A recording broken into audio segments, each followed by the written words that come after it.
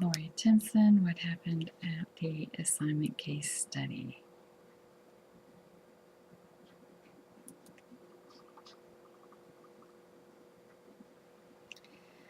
A recent experience, a story I'm going to tell you, and I'll start with how the participants arrived. First, a woman enters, the deaf woman, and she has a seat. She's really exhausted. She can barely keep her eyes open.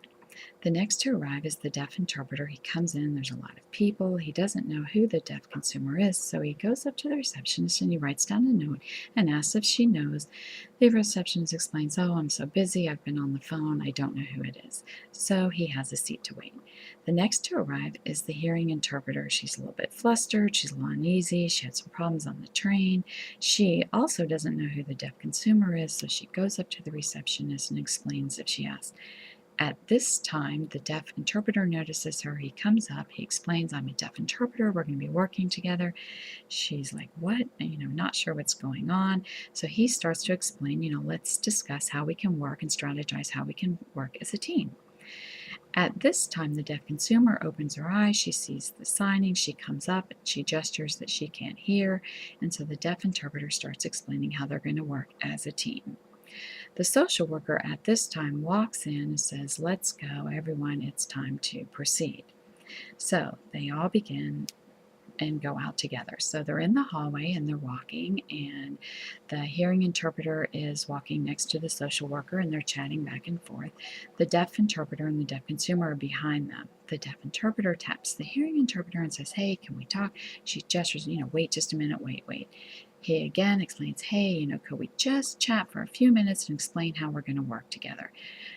The hearing interpreter blows him off again as they all enter the room. So the four participants enter the room and they're beginning to have a seat, and the social worker sits down and the deaf consumer across from her. The hearing interpreter begins to sit next to the social worker, and the deaf interpreter says, "Hey, would you mind if I sat there and you sat across from me? This would allow for a much better sightline for the deaf consumer." So as they sit down, the social worker and the hearing interpreter begin chatting back and forth. The deaf consumer has a little concern on her face, not knowing what's going on, and so the deaf interpreter says, "Hey, could you sign what's going on?" The hearing interpreter explains, "Oh, it's not really important. We're just both Spanish, and so we're just chatting a little bit." So at this time, the deaf interpreter informs the deaf consumer what's going on. The deaf interpreter does remind the hearing interpreter he needs to sign what's being said so he'll be able to communicate with the deaf consumer. Slightly perturbed, the hearing interpreter finally says okay, and they're going to proceed with the meeting. So the hearing interpreter is now signing, and the deaf interpreter is gesturing with the deaf consumer. The hearing interpreter is a little put off by this, and she explains to the deaf interpreter that she's very experienced. She's used to working with just one interpreter, and she'll be able to do this without his assistance. The deaf interpreter explains to her, "Look, I'm going to help communicate with the deaf consumer, and what I'll do is I will just summarize or expand on your interpretation when it might be necessary." The deaf consumer, becoming clearly agitated, looks to the deaf interpreter for help and understanding, continuing to attempt communication through the deaf interpreter. Even though the hearing interpreter is trilingual, knows Spanish and English and sign, her signs and gestures are confusing to the deaf consumer, and she can understand the deaf interpreter better. The deaf interpreter tells the hearing interpreter to, let's continue with this. Again, the hearing interpreter continues to try to sign and gesture to the deaf consumer. The deaf consumer is clearly becoming agitated and frustrated and continues to try to communicate with the deaf interpreter for clarity.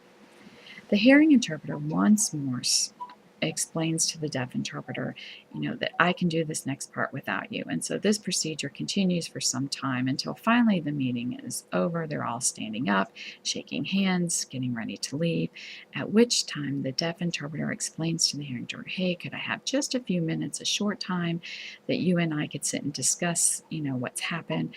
The hearing interpreter clearly doesn't want to do this, apologizes, says, oh, I'm really busy, I have to leave. The deaf interpreter is like, look, with just a few minutes, I could walk with you. We could have a discussion. Clearly, the hearing interpreter does not want to do this, and she leaves. So the deaf interpreter to the deaf consumer asks, is everything good? Are we fine? And at this time, he also leaves.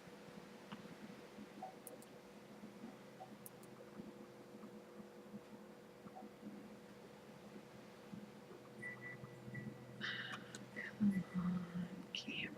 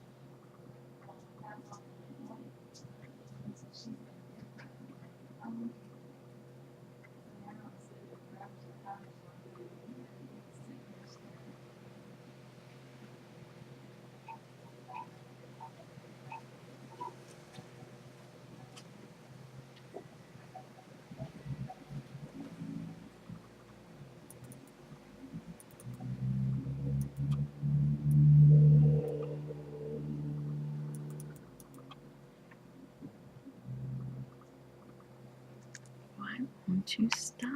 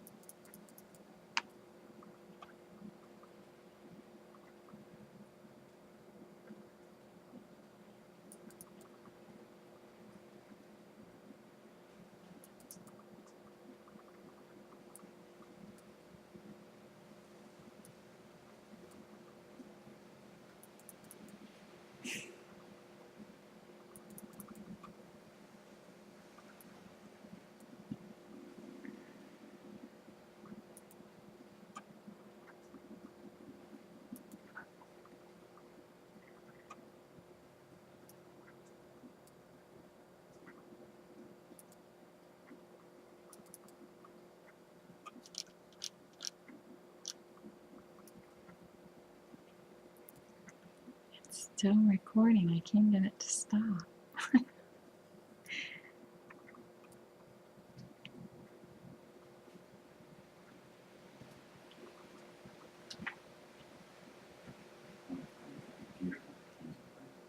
I think it's the computer, not the camera.